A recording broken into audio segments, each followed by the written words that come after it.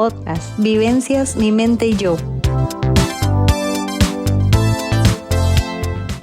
Les dejé un espacio en el Instagram para que hicieran preguntas sobre lo que les interesara. Lo que no sabía era que iban a preguntar cosas personales, queriendo conocerme un poco más.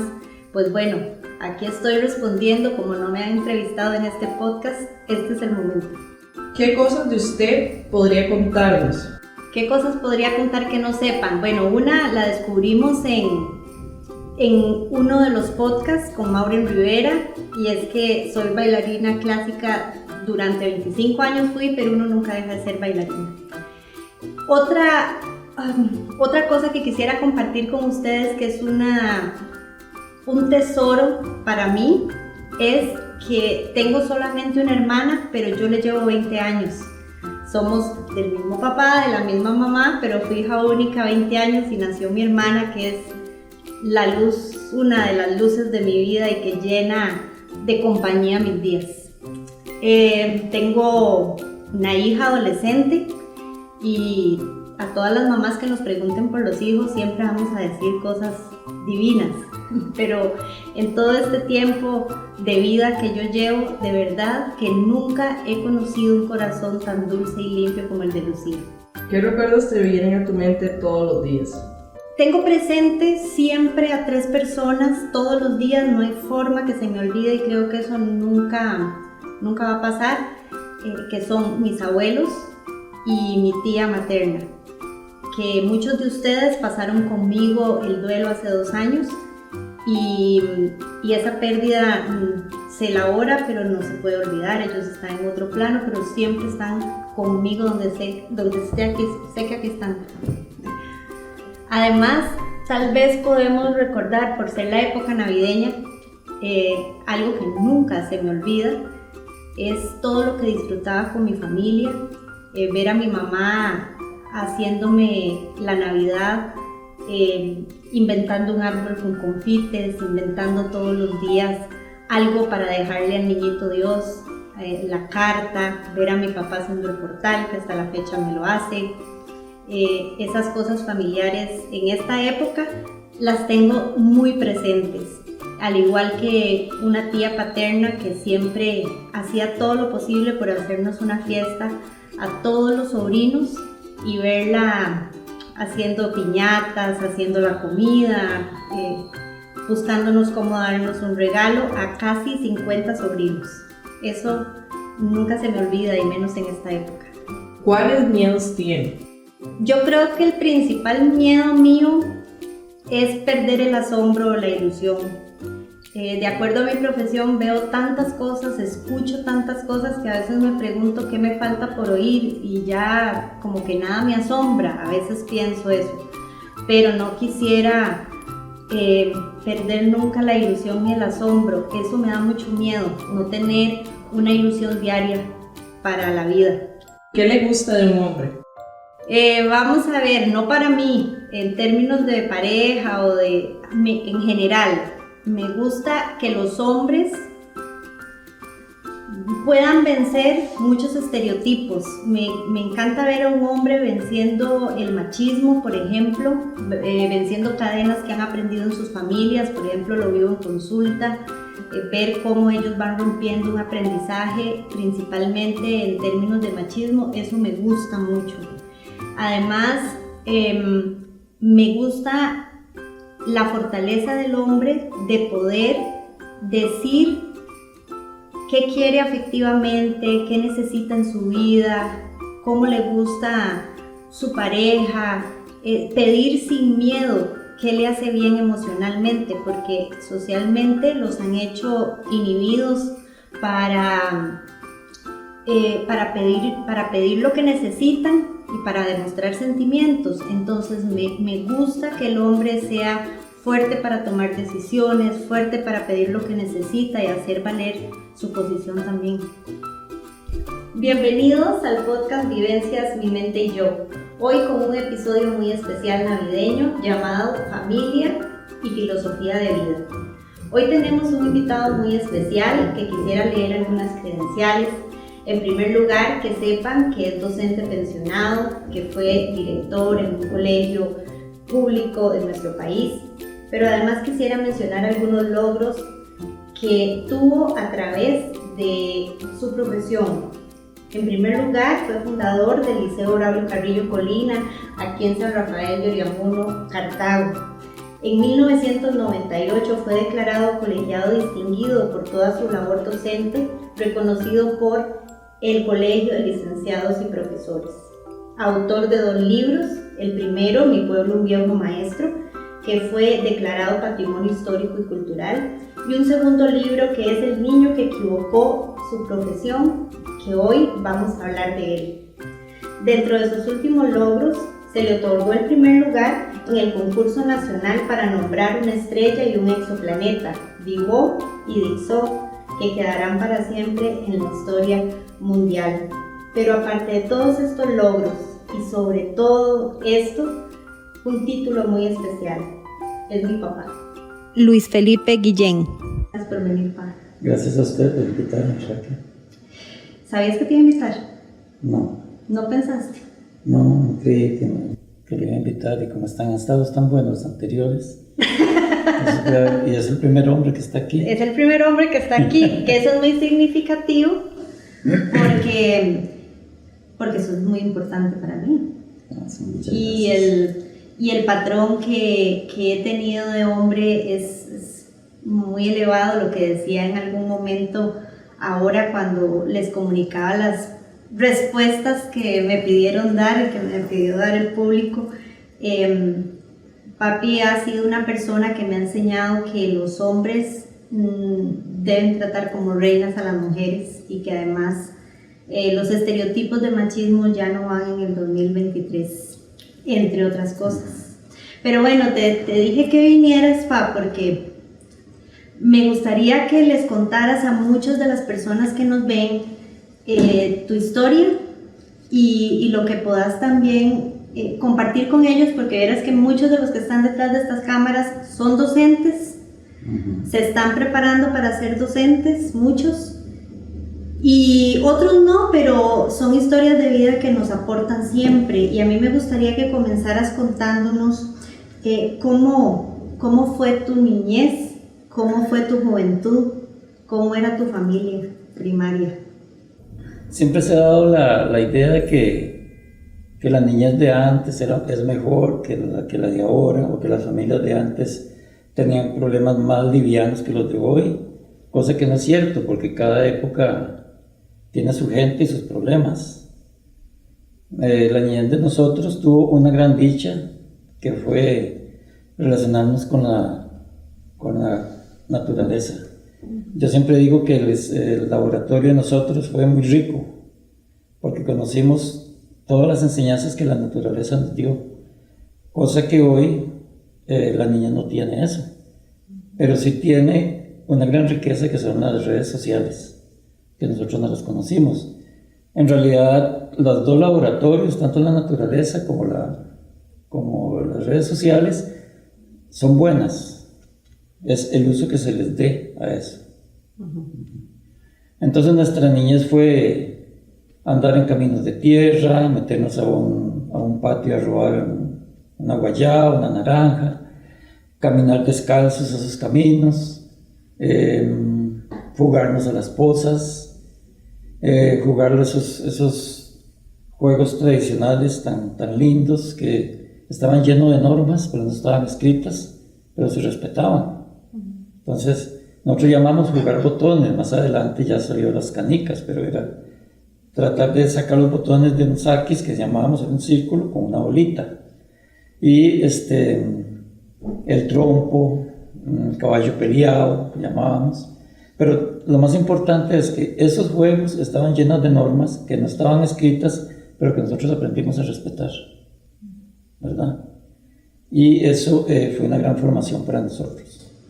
Para el resto de la vida, para cumplir normas en sus trabajos. Exacto, porque nos enseñó a ser respetuosos de la norma, a cumplir, a saber ganar, a saber perder, a saber que que perdimos, pero el amigo que jugó contra nosotros sigue siendo amigo. Entonces veíamos la derrota tan natural como la victoria. ¿Y tu familia específicamente? ¿Qué recordás de...? Mi familia caló demasiado en mí. Fue una familia de 14 miembros, 14 hermanos, 3 hermanos y yo.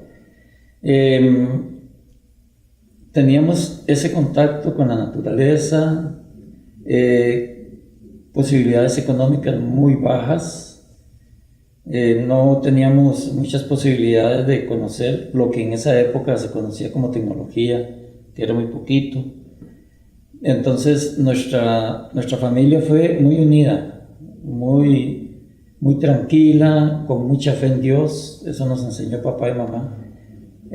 Cualquier proyecto que íbamos a empezar, siempre teníamos fe en Dios. Eso es lo primero que hacíamos. Y después pedirle a Dios que las capacidades que Él nos dio, la pudiéramos aprovechar. Todos los niños nacen con capacidades, con cualidades, pero al ir creciendo, algo pasa. No sé si es el mismo sistema educativo que los va eliminando, los va encajonando en un aula y perdemos ese espíritu de observación, de experimentación, que sí lo teníamos, y la capacidad de asombro. La capacidad de asombro era demasiado desarrollada. Nos admiraba una florcita pequeña, nos admiraba un árbol inmenso, nos admiraba una hormiga trabajando constantemente sin que nadie la vigile, ahí solita en grupo va trabajando. Eso a mí al menos me llamó mucho la atención y traté de aprender de eso. Y la convivencia, la ayuda entre la familia. Era una familia muy pacífica, muy tranquila, con limitaciones, pero no fue tampoco que nos impidiera a nosotros desarrollarnos, porque mi familia siempre tuvo esa idea, que no sé dónde la tomó mi papá y mi mamá, porque mi papá salió de 5º grado, mi mamá de 3er grado, pero la idea de ellos siempre fue que estudiáramos, preocuparse porque estudiáramos.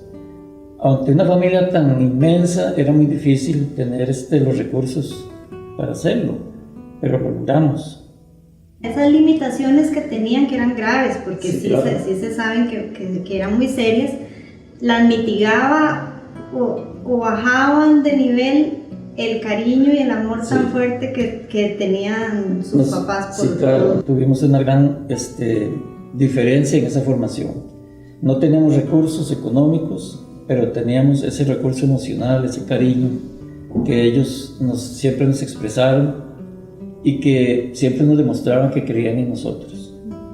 Aunque económicamente pues era duro, porque yo todavía guardo un librito de lectura de la escuela que tiene el nombre de mi primera hermana.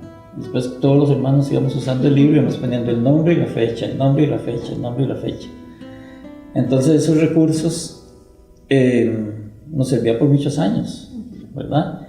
Y además uno abría ese libro y sentíamos el cariño de los otros hermanos que ya tuvieron ese libro en sus manos y que fueron aprendiendo con ellos. Entonces ese cariño emocional que tuvimos fue imborrable. Es importante hacerle mención a una de mis hermanas, que en la comunidad la conocieron como la Niña Cruz, que trabajó muchos años en la Monseñor Sanabria. Ella fue el pilar para que nosotros, sobre todo los menores, siguiéramos estudiando. Se preocupaba, su salario era invertido en nosotros, en la ropa, en la comida, en la formación espiritual. Era demasiado piadosa. Entonces esa personalidad de ella caló mucho en mí, porque ahora yo valoro cómo una hija, una hermana, sacrificó su vida por sus hermanos a cambio de nada, que eso es algo demasiado valioso. Nunca nos sacó en cara nada, nunca nos dijo, bueno, ya trabajás, devolvernos algo. No, ella siempre dio y murió así, de su pensioncita, pero nunca sacó en cara lo que ella nos enseñó, lo que ella nos ayudó, Ella buscaba, necesitábamos los pasajes, íbamos donde ella. Necesitábamos una camisa, íbamos donde ella. Y ella siempre hacía milagros con su salario. Y yo le quiero hacer referencia a la gente que nos está viendo, que esta tía era la que comenté en un principio, que siempre tengo de recuerdo en las Navidades cuánto se esmeraba por hacernos pasar un rato lindo a casi 50 sobrinos. Y también tuviste una hermana que se esmeró también muchísimo por ustedes, que es tía Aura, pero bueno, en ese momento ya estaba casada, tenía otra vida, entonces no podía estar tan presente como quisiera con todos hasta el final. Tía Cruz se quedó en la casa hasta el final. Exactamente. Pero lo más valioso de Aura fue que, estando lejos, en Limón, en San Isidro, en San Marcos, de Tarrazú, siempre tenía esa convicción de ayudarnos, que nos mandaba algo, nos mandaba un poco de dinero, nos mandaba una camisa, nos mandaba... Fueron personas que se entregaron a la familia paterna, teniendo ya ellos otras obligaciones. Y entonces yo tuve la oportunidad de presentar una exposición de pintura y se la dediqué a Aura. Porque yo recuerdo que ella fue la primera que me compró una cajita de lápices de 8 lápices pequeñita, y con eso yo empezaba a hacer dibujos. Entonces me acuerdo la alegría de ella cuando la invité a esa exposición. Es una forma de pagar. Sí, claro. Y de todos esos aprendizajes y vivencias lindas que tuviste de tu familia, ¿en algún momento eso encendió el sueño de tener tu propia familia? Sí, claro. ¿Siempre soñaste tener tu propia familia? Eso fue indudable. Sí. Nunca yo me imaginé una vida mía aparte si no tuviera una familia, ojalá como la que tuve. Que pues es difícil, ¿verdad? Porque eran otros tiempos, eran otras circunstancias, pero sí traté de mantener esa familia. Yo digo que la familia paterna es un árbol y las ramificaciones son las familias de nosotros. Y que nunca, aunque ya esa familia casi no exista, hay raíces ahí que se mantienen en los valores, en la formación, en las creencias. Muchas cosas que yo les enseño a ustedes los aprendí de mi mamá y de mi papá. En las clases de la universidad, cuando yo daba lecciones en diferentes universidades, yo siempre decía que yo nunca escuché una lección tan sabia como la que me daba mi papá. Él era campesino y nos sentábamos ahí bajo la sombra de un árbol a conversar, y aprendí tanto que no los aprendí en las universidades. Y si tuvieras que definir cómo es nuestra familia, ¿qué dirías de nosotros? Bueno, guardando la distancia de mi papá conmigo, ¿verdad? Porque papá para mí era una persona extraordinaria, un sabio, una persona humilde, callada, pero tenía una educación natural, que se complementó con lo de mamá, que era esa humildad, ese espíritu de ayuda a los demás, respetar a los demás, que donde nosotros estuviéramos siempre fuéramos tranquilos, bien portados. Entonces esa mezcla, yo siempre, no sé si lo logré, pero yo siempre quise en mis hijas y en mi nieta que tuvieran algo de eso. Y yo a veces pienso que sí lo logré, no sé. Pero sí, el estatus de la familia y la mamá existe, pero también existe una igualdad en valores, en cariño con los hijos y con la nietita, ¿verdad? Que es la que me hace vivir ahora. Yo no. ¿Suena qué? Yo no te hago vivir ahora. Sí me hace vivir, pero es que es diferente una nieta y una hija. Usted en su niñez, claro que me hizo vivir y me hizo superarme y me hizo creer que yo podía hacer cosas que le sirvieran de ejemplo, ¿verdad? Y así fue. Bueno, que dicha que así fue. Pero ya ahora, ya se invirtieron los papeles, ¿verdad?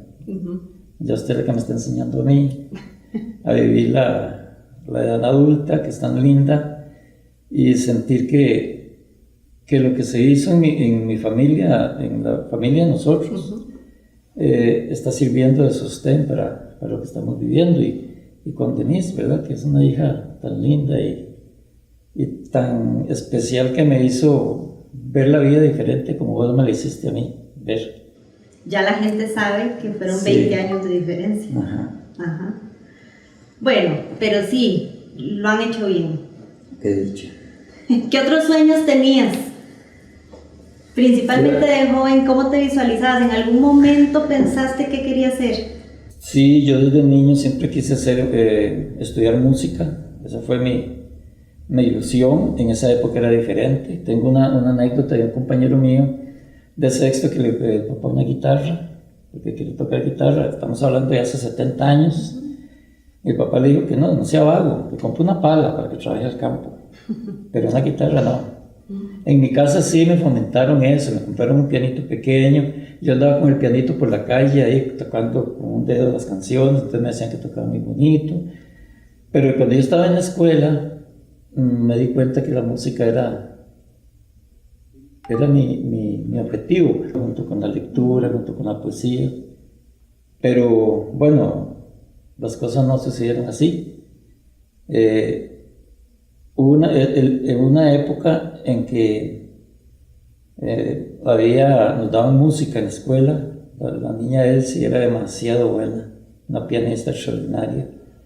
Y nos enseñó una canción, y entonces cantamos la canción, y ella me escuchó y me dijo que cantara una partecita sola de la canción, y la canté. Y bueno, cuando terminó la lección, los chiquitos, mis compañeros se fueron, pero yo, seguro por la emoción de estar en música, aparte de una persona que sabía música, me perdí ahí en buscar los útiles, que eran poquitos, ¿verdad? Un cuaderno y un librito. Y entonces ella se acercó y me puso la mano en la cabeza y me dijo: Dios te bendiga, cantas muy lindo. Entonces eso quiero rescatarlo, no porque yo cantaba lindo, quiero rescatarlo porque el docente se le olvida que el niño es emocional también, y que a veces, como dice Platón, al niño hay que curarle el alma para enseñarle después, ¿verdad? Porque uno llega a la escuela o al colegio ante muchos estudiantes y empieza la lección como si los chiquitos estuvieran como uno, o que parte de que están bien, y no. Eso nos pasaba de niño. Por ejemplo, yo tenía la curiosidad por los nidos de las aves. Entonces yo iba siguiendo el proceso por ese asombro que le causaba a uno. Iba siguiendo el proceso del pajarito terminando el nido, de que después ya yo veía los huevitos ahí, y que a veces llegaba y estaba la pajarita echada, pero eso era un proceso de días. Entonces, a veces uno estaba en el aula con mi maestra, que también le guardo gran cariño y gran respeto a la niña Betty, y aún así, ella siendo buena maestra, mi mente se iba al árbol, se iba al nido. ¿Por qué? Porque el tema a veces que nos estaban dando no era interesante para nosotros, ¿verdad? Entonces un niño pensaba en una cosa, el otro niño en otra, y a veces le costaba a la maestra volverlos a meter en el aula. Entonces mi dolor es que por qué a nosotros, teniendo esa capacidad de asombro y de observación, por qué nos fueron metiendo en el aula y perdimos esa capacidad de observación, esa capacidad de asombro, lo perdimos. ¿Por qué? Porque nos metieron en los libros de memoria, y había que estudiar de memoria, hacer un examen de memoria, y el chiquito que salía mal era tontico, el chiquito que salía bien era muy inteligente, nada que ver con eso. El chiquito que salía mal en un examen era tal vez porque le costaba memorizar, pero tenía una capacidad de observación increíble.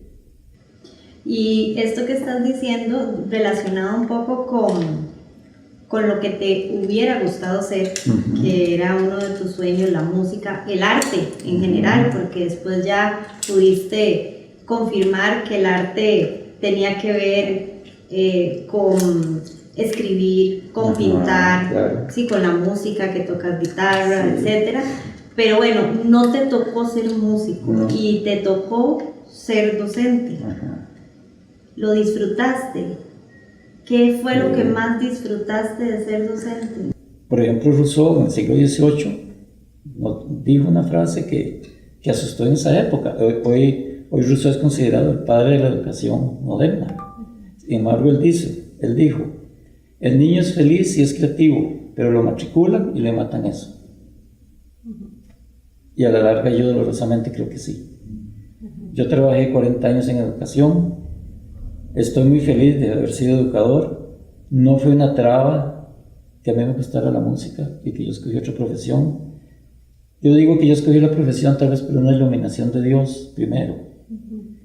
Y segundo, porque mis raíces están en los dos primeros educadores de San Rafael, la maestra Micaela y el profesor Jerónimo Vega. Ellos no estudiaron, pero fueron maestros por convicción, por vocación. Y mis raíces de sangre están ahí. Entonces yo creo que esas dos opciones, que me iluminó el Espíritu Santo eso, porque creo firmemente que el Espíritu Santo está en nosotros y nos enseña a vivir, y el entorno. Es muy importante. La genética y el entorno van unidos. Todo lo que nosotros traemos, unos conocimientos que intangiblemente los vamos aprendiendo, no nos enseñan. Se llama sentido común. Entonces, desde niños nosotros estamos aprendiendo cosas, observando, haciendo cosas, hacer lo que hizo el papá, hacer lo que la mamá quería, jugar de escuelita, chiquitos, ¿verdad? Y mi hermana mayor era la maestra, y nosotros copiábamos eso, sin decirnos. Por eso este psicólogo Bandura dice, el niño aprende más de lo que observa que de lo que se le dice. Y hace unos videos, hay unos videos que son increíbles, como un niño observa a la maestra haciendo algo sin decirle nada, después se le presenta todo el panorama igual y el niño hace lo mismo que la maestra. Por imitación. En imitación. Entonces, sí aprendemos más de lo que observamos. Por eso el maestro, el docente, la persona docente y los papás, papá y mamá, o tíos, o el tipo de familia que se tenga, no interesa, tiene que preocuparse por esa formación del niño y no olvidarse que la escuela y la familia deben ir juntos. No estoy de acuerdo con esa frase que he escuchado a algunos educadores, no a todos. No, yo no tengo por qué educar y formar al niño. Yo le enseño, que los papás se encarguen de eso, no. Es un proceso unido. Enseñanza, educación y formación. ¿Verdad? Todo el mundo enseña. Todo el mundo enseña que hasta enseña mal. Entonces le enseña al joven ahora, en este momento, ¿verdad? Que estamos tan abandonados con esta idea del gobierno de que ya no se va a interesar por la seguridad ni por la educación. La ministra actual dice que no interesa invertir tanto en educación, así lo dijo. Y este señor dice que la seguridad se la pasa a los diputados y que él se va a dedicar a contar los muertos los miércoles, que es cuando él se expone.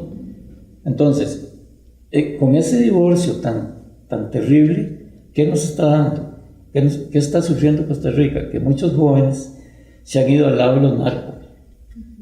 A ellos les pagan 50,000 colones por una muerte.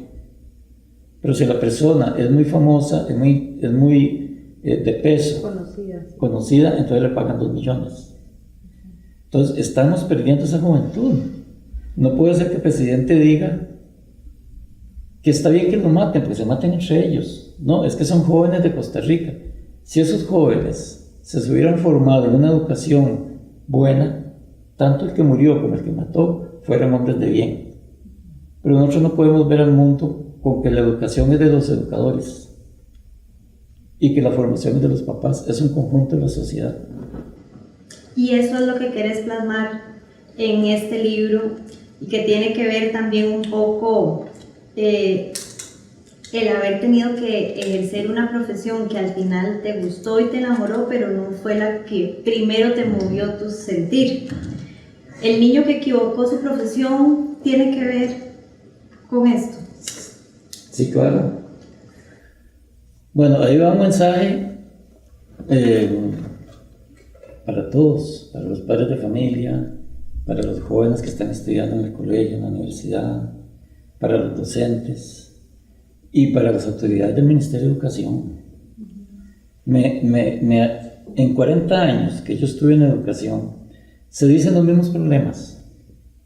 que hay que actualizar los programas, que los planes de estudio hay que actualizarlos, que los niños no aprenden, que etc. Pero que se ha hecho, estamos haciendo lo mismo. Y un punto que yo quiero aclarar aquí, que siempre en las lecciones de la universidad y cuando fui asesor de estudios sociales, yo decía, ¿cuándo van a poner de ministro de educación a una persona que sea docente? Porque ponen personas que sí estudiaron en la universidad, pero como digo yo, no tienen años aula de quemadas, que sepan lo que es estudiar, que sepan lo que es dar una lección con tantas trabas.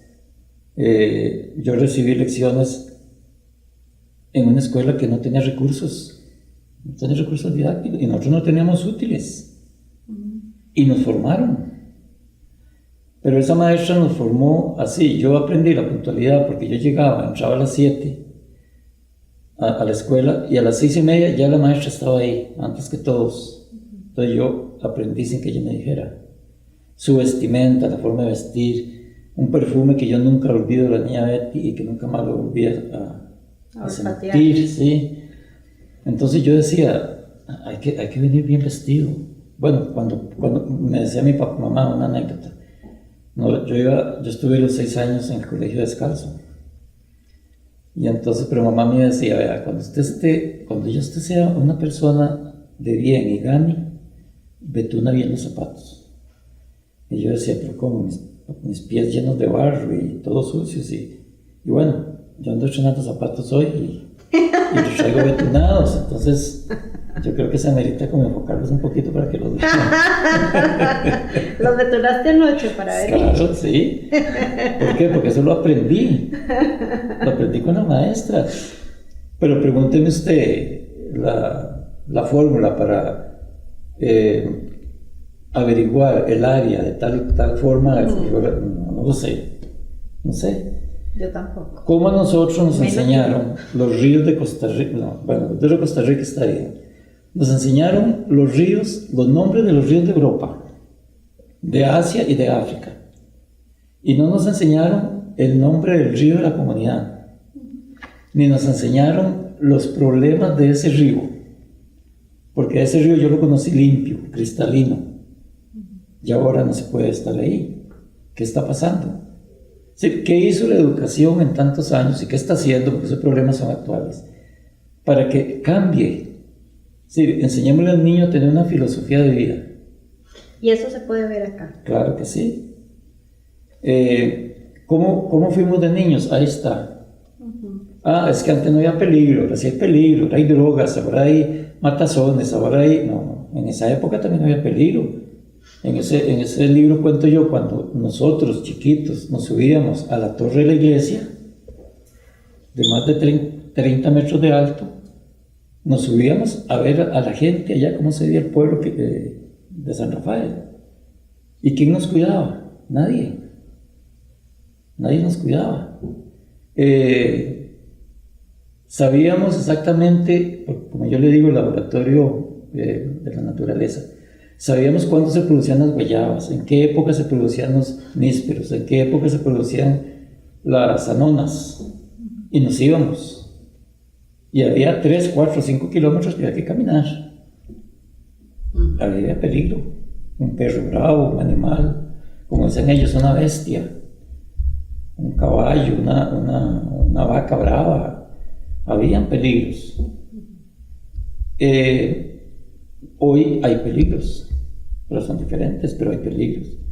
Entonces, escucho también a ciertos docentes, es que antes era más fácil dar lecciones, porque ahora nos dan tantas leyes, tantas normas que no podemos. Y no es así. Está bien, estoy de acuerdo en que el docente ahora está abrumado, está estresado por tanta obligación que le ponen que no tiene obligación de hacerlo. Ellos estudiaron para formar al niño, ¿verdad? No estudiaron para estarlo cuidando y que entonces se necesita hablar de los impuestos, entonces una semana de impuestos, usted habla de una semana de impuestos. Que se necesita hablar de una semana del bullying, usted habla del bullying. Es decir, lo tienen como demandado. No, demandados, hacer mandado, ¿verdad? No demandado. Pero sí les quiero decir algo a los maestros actuales, a los docentes. No teman por eso de que hay tanta ley y que ya no puedo decir algo al chiquito, que yo no puedo poderle decir algo al joven porque nos demandan. Yo cuando estuve en el colegio, que fui director 15 años, también tuve que ver con la ley. Algunos papás fueron y me denunciaron. Pero sí les digo y les doy un consejo: hagan y cumplan las normas y las leyes del país. Si ustedes hacen eso, aunque los acusen, no pueden hacer nada, ¿verdad? ¿Me preguntaste del libro de qué? ¿Te quedan algunos a la venta? Por aquello de uno nunca sabe. Sí, muy poquitos, pero les puede servir. Les puede servir, porque eso que estoy hablando yo está ahí.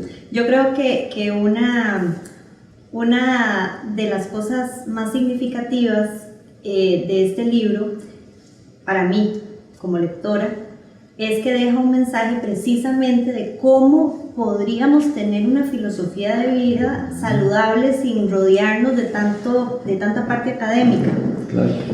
Y por eso este episodio se llama Familia y Filosofía de Vida, porque no sé si estoy equivocada, pero parte de tu filosofía de vida está de la mano 100% con el concepto de familia. A mí me gustaría que nos contaras cuál es tu filosofía de vida. La filosofía de vida es una forma de ver la vida y de enfrentarla, que a nosotros no nos enseñaron. Ideas generales, idea del árbol, idea de la casa, idea de la familia, ¿verdad? Entonces, yo creo en esa teoría. Nosotros no nacemos, como decía Sócrates, como decía Aristóteles, con una mente en blanco, con una página en blanco, y entonces hay que escribirle todo al niño. Son dos teorías que modifican la educación que todavía están, ¿verdad? Pero, por ejemplo, Piaget dice que el hombre inteligente, la persona inteligente es el que se adapta al entorno y el que lo modifica para bien. Entonces, si el padre de familia y la mamá y la escuela le enseñan al niño a ir criando su propia filosofía de vida, cuando yo tenga ese niño cierta edad, adulta o adolescente, ya él está seguro de cómo actuar en la vida, ¿verdad? Porque siempre hay otra anécdota que yo cuento. El alumno inteligente se saca un 100 en matemática o un 100 en sociales, ¿verdad? Digamos, el niño solucionó 30 problemas en el aula y tiene un 100. Pero ese mismo niño sale al recreo y tiene un problema con un chiquito, no sabe resolverlo. Sí. El niño estudia cívica, educación física, estudios sociales, se ganó un 100 en valores. Pero ese niño sale al recreo, se descuida el señor de la soda y se roba una empanada. Entonces, estamos aprendiendo los valores de memoria y no, tenemos que aprender los valores en la práctica. Entonces, esa es una parte del filosofía de vida. ¿Sí? Tener un fin en la vida, tener los medios para ir alcanzando ese fin, ¿verdad? La honradez, la capacidad que Dios nos dio, el esfuerzo, la voluntad de hacer las cosas. Y entonces esa filosofía de vida se va enriqueciendo. ¿Vos crees que a mí me enseñaste una filosofía de vida? ¿Vos podés leer como papá si yo tengo una filosofía de vida? Sí, claro. Porque el motivo mío fue que usted aprendiera observando. No que aprendiera yo diciéndole. Yo nunca le dije a usted, mire, usted tiene que gustarle la música, usted tiene que gustarle la lectura, nunca se lo dije. Tal vez me vio. Entonces, cuando yo trabajé 10 años en Heredia, solo sábados y domingos estaba en mi casa, pero los sábados yo llegaba a lo mío, a escuchar música. Y entonces yo buscaba mis discos, mi música, que eran unos acetatos grandes, pero en ese instante llegaba usted con el disco suyo, de los Pitufos. Y entonces había que ponérselo y había que cantar con usted y entonces se iba corriendo para allá y volvía cantando los pitufos llegaron ya y no sé qué. Entonces yo no podía oír música, pero le enseñé la música. La sensibilidad. hay que ser sensible, es que uno no tiene la sensibilidad hoy de observar mi alrededor, mi entorno. Voy metido en mí. No, yo tengo que lograr esto, y si me sale mal, y si mañana me enfermo, y si mañana me operan, y si mañana me muero, y si mañana... Y no vive el hoy, que es tan lindo. Aunque a veces puede ser que el hoy es difícil. Pero si la filosofía me dice que eso que estoy pasando me va a formar, me va a endurecer el carácter, entonces lo tomo. Yo sí siento mucha influencia. O sea, los mensajes que tanto mami como vos me quisieron hacer llegar para fortalecer ese espíritu para la vida, lo tengo clarísimo, y yo puedo decir que sí tengo mi filosofía de vida. Ojalá que de alguna manera esa filosofía pueda impactar a las personas que están cerca de uno, así como tu filosofía me impactó y la de mami que impactó en mí. Si vos tuvieras que... Dígame. No, es algo muy importante, porque yo también tuve la dicha de conocer a una educadora y de formar una familia, 2 educadores, y una familia muy cristiana, de mi esposa, de Dorita, y mi familia también, muy católica. Entonces nos unimos, y no costó mucho hacer una filosofía para la familia. Y que evidentemente caló, claro que sí, fuertemente en las hijas y en la nieta. Y en la nieta, generaciones después, en épocas diferentes, lo que decías, los mismos valores y los mismos principios calan. Sí. Yo siempre le pregunto a la persona invitada si tiene algún lema o alguna frase de vida que pueda compartir con la gente. Vivir el aquí y el ahora, ¿verdad? No que este año sea feliz, no que vivo cada día, sino cada instante. Entonces yo siempre vi la vida así. No sé qué va a haber mañana, ya lo de ayer ya pasó.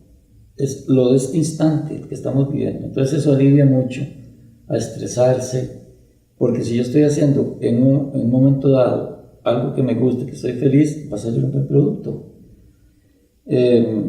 Esos libros que yo he escrito son años, pero cada segundo que yo me siento a escribir, soy feliz, lo disfruto. Entonces, la vida es el aquí y el ahora.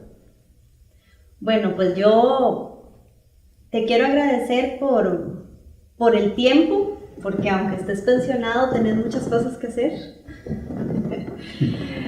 Tenés mucho que andar haciendo mandados y en la calle, paseando y todo lo que haces, y que te mereces después de 40 años de trabajar como educador.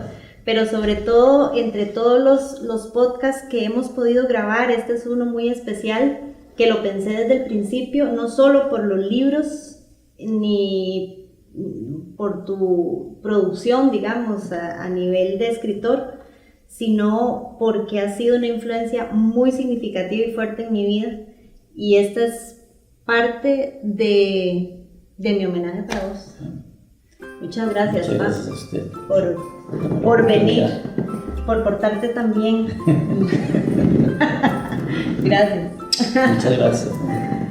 Y muchas gracias a ustedes. Yo espero que este programa no sea solo para revisarse si tienen una filosofía de vida, sino para replantearse, si fuera el caso, una filosofía para mejorar sus historias, para rodearse de gente positiva, para tener como un principio la familia, porque por eso quise hoy invitar a parte de mi familia, y que esto sea el pilar de ahora en adelante para sus filosofías de vida.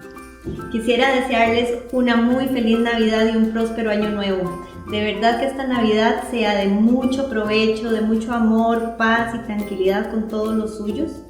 Y además que el próximo año esté lleno de buenos objetivos y de muchas cosas lindas que lograr. Les agradezco muchísimo su compañía en el podcast y nos vemos el otro año. Podcast Vivencias, mi mente y yo.